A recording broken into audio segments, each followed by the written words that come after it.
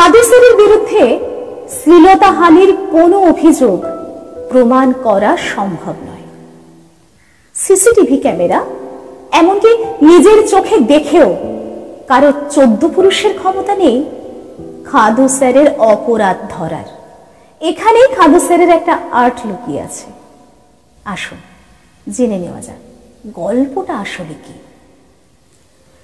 নমস্কার, আজ নীল ষষ্ঠীর শুভ দিন, আর এই দিন প্রত্যেকটি মা তার সন্তানের শুভ কামনায় ব্রত পালন করেন।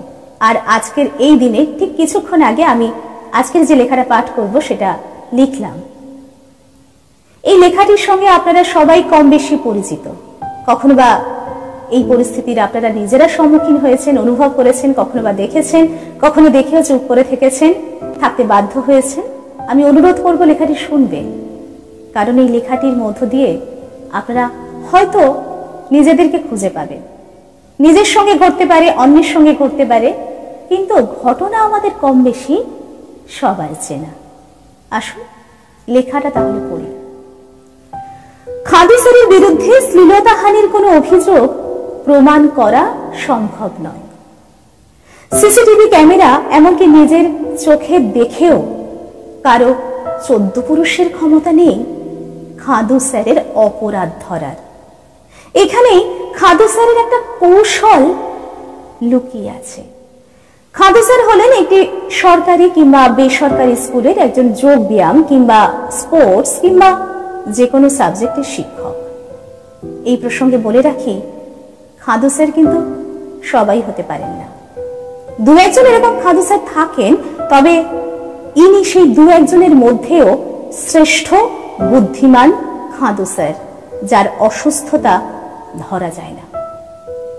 আর আজ যে গল্পটা আমি আপনাদেরকে শোনাবো, এই গল্পটা শোনানোর সাহস, শক্তি এবং মেরুদণ্ড সোজা রাখার শিক্ষা যিনি আমাকে দিয়েছেন, তিনি আমার স্কুলের, আমার ছোটবেলার স্পোর্টস যোগ ব্যায়ামের শিক্ষক, যিনি আজও আমার আদর্শ এবং যার হাত ধরে আমি স্টেজে কি করে বক্তৃতা দিতে হয় শিখেছিলাম তার কাছ থেকে। গান, আবৃত্তি, বক্তৃতা দেওয়া, সঞ্চালনা, স্টেজে সাবলীলভাবে এগুলো করার শিক্ষা আমি পেয়েছিলাম তার কাছ থেকে। তিনি আমার প্রণম্য, তিনি আমার আদর্শ। এতগুলো কথা বলার একটাই কারণ, খাদু স্যার সবাই হন না, এবং খাদু স্যার যিনি হন তাকে ছোটরা চিনে ফেলে, তাকে ছোটরা খুব সহজেই জানতে পারে। চিনে নেওয়া যাক, আমরা বড়রাও তাকে আসুন চিনে নিই। এই খাদু স্যার ক্লাস 5, 6, 7 এই ক্লাসের ছাত্রছাত্রীদের যোগ ব্যায়াম শেখান, এবং শেখানোর সময় একটা দারুণ কৌশল শেখান।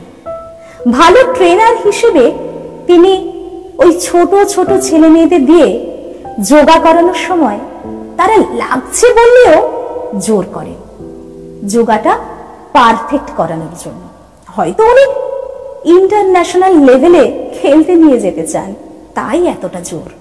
আর তার ফলে কারো কোমরে, কারো পিঠে, কারো পাঁজরে খ্যাঁচ লাগা, টান লাগা, ব্যথা লাগা এগুলো হয়। লেগে গেলে খাদু স্যার যত্ন নেন, ম্যাসাজ করে দেন ছেলে মেয়ে সবাইকে।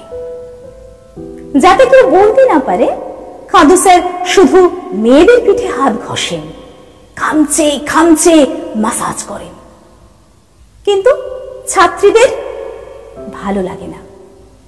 অথচ ক্লাস 5, 6, 7 তারা বলতে পারে না, ঠিক মতো বুঝতে পারে না ভালো না লাগার কারণ।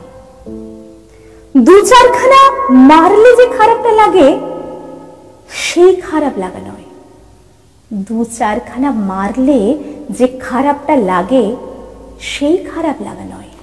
এ যেন এক অস্বস্তি। ওই ক্লাসটা যেতে ইচ্ছে হয় না, যেদিন ওই ক্লাসটা থাকে সেদিন ভয় হয়, মন খারাপ লাগে।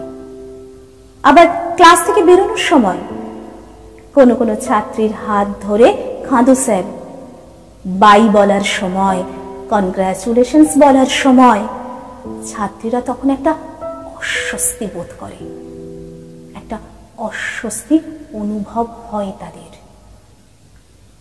এসব তো খাদু স্যারের ছাত্রছাত্রীদের প্রতি ভালোবাসা, স্নেহ, যত্ন শুধু তো ছাত্রীদের নয়, ছাত্রদেরও করেন।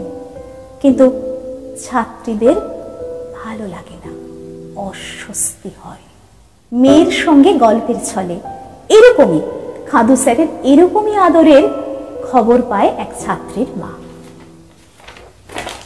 মায়ের কথা মতো ছাত্রীটি প্রথমে ক্লাস টিচারকে জানায়। তিনি সস্নেহে যোগা ক্লাসে না যেতে দিয়ে ক্লাসে বসিয়ে রাখেন। তারপর ছোট্ট ক্লাস 6 মেয়েটির কাছে আসেন অনেক দিদিমণি, যারা ছোটদের ক্লাসের বিভিন্ন দায়িত্বে থাকেন। তারা সবাই আসেন। সেদিন সেই ছোট্ট মেয়েটির সঙ্গে আর কয়েকজন ছোট্ট ছোট্ট মেয়েরা এসেছিল তাদের নিজেদের কথাও বলতে। কিন্তু সকলকে থামিয়ে দিয়ে বলা হয়েছিল তারা কি তাদের বন্ধুর জন্য বলছে নাকি নিজেরাও এই ঘটনার সম্মুখীন হয়েছে। ক্লাস 6 ছোট্ট ছোট্ট মেয়েদের বোঝানো হয় খাদু স্যার বাবার মতো তাদের কোথাও একটা ভুল হচ্ছে। এছাড়া সমাজে খাদু স্যারের অনেক উঁচু জায়গা। ইন্টারন্যাশনাল লেভেলে খাদু স্যার সকলকে খেলতে নিয়ে যান, স্কুলকে পুরস্কার জেতান। খাদু স্যারের বিরুদ্ধে এটা ভাবা ঠিক নয়, খাদু স্যারের বিরুদ্ধে এটা ভাবা ঠিক নয়। সেদিন সেই ক্লাস 6 ছোট্ট ছোট্ট মেয়েগুলো কেউ কেউ ভয় পেয়ে বলেছিল তাদের সঙ্গে কোনো ঘটনা ঘটেনি, আবার কেউ কেউ খুব সাহস করে বলেছিল হ্যাঁ ঘটনাটা সবার সঙ্গে হয়। তারপর সেদিন সব দিদিমণিরা ওই ছোট্ট ছোট্ট ছাত্রীদের ভাবনাটাকে ঘুরিয়ে দিয়েছিল। ছাত্রীরা ভাবতে শুরু করেছিল তবে কি তারা খাদু স্যারকে ভুল বুঝছে। কিন্তু ওই যে অস্বস্তি, ক্লাসে যেতে ইচ্ছে না করা, তবে সেটা কি? মাথার মধ্যে ঠিক ভুলের দ্বন্দ্ব চলে। কোনটা ঠিক কোনটা ঠিক? ম্যামেরা যেটা বোঝাচ্ছেন নাকি নিজে যেটা অনুভব করছে? গুলিয়ে দেওয়া হয়েছিল সেদিন সব চিন্তা ভাবনাকে। সেই গুলিয়ে দেওয়ার কাজটি করেছিলেন পুরুষ নয়, নারীরা, দিদিমণিরা। সেদিন যদি তারা একবার ক্লাসে ক্লাসে গল্পের ছলে নিজেদের জীবনের গল্প বলে খোঁজ নিতে যেতেন কোন টিচারের ক্লাস করতে তাদের ভালো লাগে, কেন লাগে, কিংবা কোন টিচারের ক্লাস করতে তাদের ভালো লাগে না, কেন লাগে না। বন্ধু হয়ে যদি সবার সঙ্গে মিশে হাসি মজায় আসল গল্পটা বের করতে পারতেন, তাহলে কোনো সিসিটিভি ক্যামেরা কিংবা কোনো চোখ নয়, ক্লাসের ছোট্ট ছোট্ট বাচ্চারা যারা বয়স সন্ধিক্ষণে দাঁড়িয়ে আছে, যারা গুড টাচ ব্যাড টাচ শিখেছে অথচ মুখে বলতে পারে না, শুধু অনুভব করতে পারে, সেদিন তাদের সেই অনুভবকে সম্মান দেওয়া যেত। সেদিন কোনো পদক্ষেপ নেওয়া হয়নি। প্রতিবাদী মেয়েগুলো ফিরে গেছে যে যার বাড়ি, মনের মধ্যে ঘেন্না আর অশ্রদ্ধা নিয়ে, শুধু খাদু স্যারের প্রতি নয়, যারা সেদিন তাদেরকে ভুল বুঝিয়েছিল তাদের সকলের প্রতি। কারণ বহু বহু বহু বছর পর সেই প্রতিবাদী মেয়েগুলোই আজ প্রতিষ্ঠিত। যারা বড় হয়ে বুঝেছে সেদিন তারা ঠিক ছিল, তাদেরকে ভুল বোঝানো হয়েছিল, তারা ঠিক ছিল, তাদেরকে ভুল বোঝানো হয়েছিল। খাদু স্যারের শাস্তি তারা চায় না। তারা চায় আর ভবিষ্যতে কোনো সিসিটিভি ক্যামেরা ছাড়া, কোনো চোখে দেখা ছাড়া ছোট্ট ছোট্ট মেয়েগুলোর অনুভবকে সম্মান করা হোক। তারা চায় খাদু স্যারের অসুস্থতার জন্য খাদু স্যারের চিকিৎসার ব্যবস্থা করা হোক।